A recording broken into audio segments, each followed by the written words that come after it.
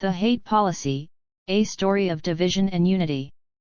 In a land where laws and policies ruled the hearts and minds of the people, there existed a peculiar document known as the Hate Policy. It was drafted during a time of great unrest, when anger and fear swept through the nation like wildfire. The Hate Policy, in essence, sought to regulate emotions by controlling the way people interacted with one another, especially when it came to differences in opinion, culture, and belief. Chapter 1: The Birth of the Policy. The origins of the Hate Policy began in the capital city of Viridin, where unrest had reached its peak.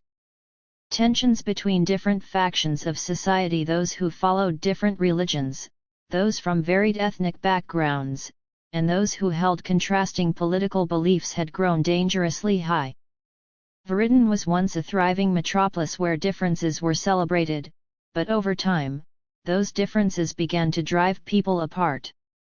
The government, in a desperate attempt to restore peace, convened to discuss how to stem the tide of division. One politician, Lord Caron, proposed an unprecedented solution: regulate hate. His vision was to create a policy that punished the expression of hate, but it went further than just curbing harmful actions. It sought to control the very thoughts and emotions that gave rise to conflict. At first, the idea seemed noble. It was positioned as a tool to eliminate harmful speech and promote understanding. People who insulted or disparaged others based on their race, religion, gender, or beliefs would face punishment. On the surface, it appeared to be a solution to Viridin's fractured society. The Hate Policy passed with a majority vote, and its implementation began swiftly. Chapter 2: A Society Under Watch. Within months, the effects of the Hate Policy became apparent. Viridin's citizens were subject to close scrutiny. Words were monitored, conversations were recorded, and public interactions were closely observed by a newly formed government agency known as the Guardians of Unity. The streets of Viridin, once bustling with lively debate and diversity, fell eerily silent. No one dared to speak openly anymore. Neighbors who had once been friends became wary of one another, unsure of what might be interpreted as hate. Even casual conversations could be misconstrued, and people began to censor themselves, fearing the consequences of saying something wrong. Social gatherings dwindled, and a sense of isolation spread across the city. At first, the policy seemed to work. Reports of hate crimes and violence dropped significantly, and the Guardians of Unity hailed the policy as a success. The government congratulated itself for having created a peaceful, harmonious society. But the peace was a fragile illusion. Chapter 3: The Unseen Divide. While the streets of Viridin were calm, a deeper division was growing beneath the surface. People began to resent the restrictions on their freedom. The Hate Policy, which was meant to foster unity, had instead stifled genuine discourse. The policy didn't eliminate hate, it simply forced it underground, where it festered. Citizens who had previously felt free to express their thoughts, even if they were unpopular, now felt silenced. The Guardians of Unity were everywhere, ready to intervene at the slightest hint of conflict. Artists, writers, and musicians, who had once thrived in Viridin's creative environment, struggled to produce new works, as they feared that any form of critique or expression could be considered hateful.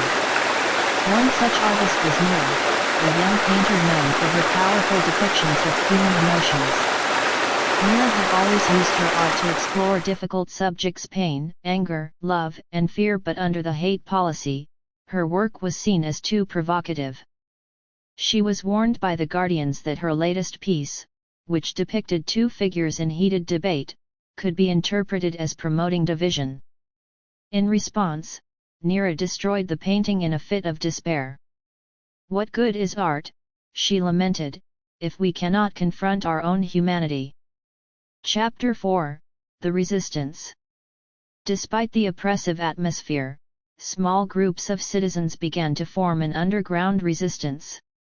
They called themselves the Voices of Freedom, and they sought to challenge the hate policy, not through violence, but through the power of open dialogue and expression. They believed that the way to heal Viridian's divisions was not by silencing people, but by allowing them to speak openly and honestly, even when it was uncomfortable. One of the leaders of the Voices of Freedom was a former politician named Joran, who had initially supported the hate policy. He had believed it was the right thing to do at the time, but as he watched the city become more divided, he realized the policy had failed. "We cannot legislate emotions," Joran told the small group gathered in a secret basement meeting. "Hatred doesn't disappear because we ban it. We need to confront it, talk about it, and understand it. Only then can we hope to move forward." The resistance began to hold clandestine meetings where people could speak freely, without fear of retribution. At first, it was a small movement, but over time, more citizens joined, longing for the freedom to express their thoughts without fear. Chapter 5: The Turning Point. The Voices of Freedom grew bolder in their actions. They organized underground art exhibitions, hosted secret debates, and distributed pamphlets criticizing the hate policy. They emphasized the importance of empathy, understanding, and the need for open dialogue. One night, Nira unveiled her most powerful work yet, a mural depicting the people of Viridian, divided by an immense wall.